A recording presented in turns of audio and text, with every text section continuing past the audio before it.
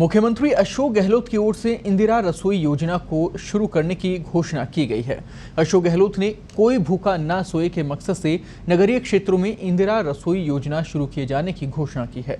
इस योजना के तहत जरूरतमंद लोगों को 2 समय शुद्ध पौष्टिक भोजन रियायती दर पर उपलब्ध करवाया जाएगा। राज्य सरकार इस योजना पर हर साल 100 करोड़ रुपए खर्च करेगी। इस योजना को चलाने में स्थानीय एनजीओ की भागीदारी तय की जाएगी। सूचना प्रौद्योगिकी की सहायता से प्रभावी मॉनिटरिंग इसको लेकर होगी, तो एक सराहनीय पहल यहाँ पर जरूर इसके लिए कही जा सकती है, क्योंकि कोरोना का ये जो काल इस वक्त चल रहा है और ऐसे में उन लोगों के पास जिनके पास संसाधन उपलब्ध नहीं है, 2 वक्त का खाना जिनके पास उपलब्ध नहीं है, उनके लिए वाकई में संजीवनी साबित हो सकता है इंदिरा रसोई योजना।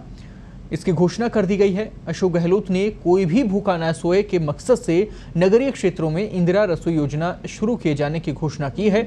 इस योजना के तहत जरूरतमंद लोगों को 2 समय शुद्ध पौष्टिक भोजन रियायती दर पर उपलब्ध हो जाएगा। राज्य सरकार इस योजना पर हर साल 100 करोड़ रुपए खर्च करेगी।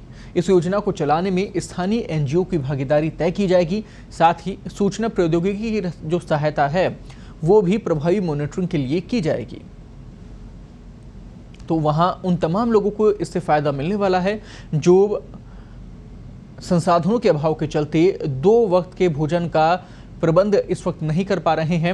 उनके लिए भी ये राहत भरी खबर है। इस वक्त जो लोग मजदूरी कर रहे हैं, जो लोग दिहाड़ी का काम कर रहे हैं, ऐसे लोग जो अपना भोजन जुटाने में मशक्कत बहुत ज़्यादा कर रहे हैं, उनके पास इस वक्त संसाधनों का अभाव हो, चाहे रोजगार का अभाव हो, ऐसे लोगों के लिए वाकई में संजीवनी साबित हो सकती है। बहुत से ऐसे लोग जो रात को भूखा सोने पर मजबूर हो जाते हैं, उनके लिए इंदिरा रसोई योजना इस वक्त कारगर साबित हो सकती है। कोरोना के इस काल में मुख्यमंत्री अशोक गहलोत की तरफ से इंदिरा रसोई योजना की घोषणा कर दी गई है। अशोक गहलोत ने कोई भी भूखा ना सोए इसी मकसद से नगरीय क्षेत्रों में इंदिरा रसोई योजना शुरू किए जाने की घोषणा की है। इस योजना के तहत जरूरतमंद लोगों के 2 समय शुद्ध पौष्टिक भोजन रियायती दर पर उपलब्ध करवाया जाएगा। राज्य सरकार इस योजना पर हर साल 100 करोड़ रुपए खर्च करेगी और इस योजना को चलाने में स्थानीय एनजीओ की भागीदारी तय की जाएगी।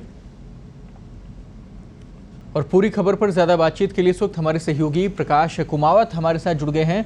प्रकाश जी, क्या कुछ इस जो स्कीम है पूरी, इस स्कीम के तहत क्या कुछ मॉनिटरिंग की जाएगी? कैसे लोगों को ये खाना पहुंचेगा, कैसे मिल पाएगा, क्या समय इसका रहने वाला है और किन किन जिलों में ये सुविधा उपलब्ध हो पाएगी?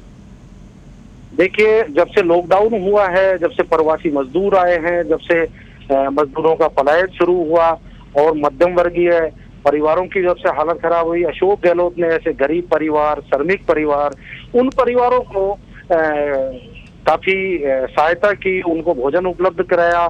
एनएफएससी के तहत भी उनको काफी सुविधाएं दी, उनको अनाज उपलब्ध करवाया।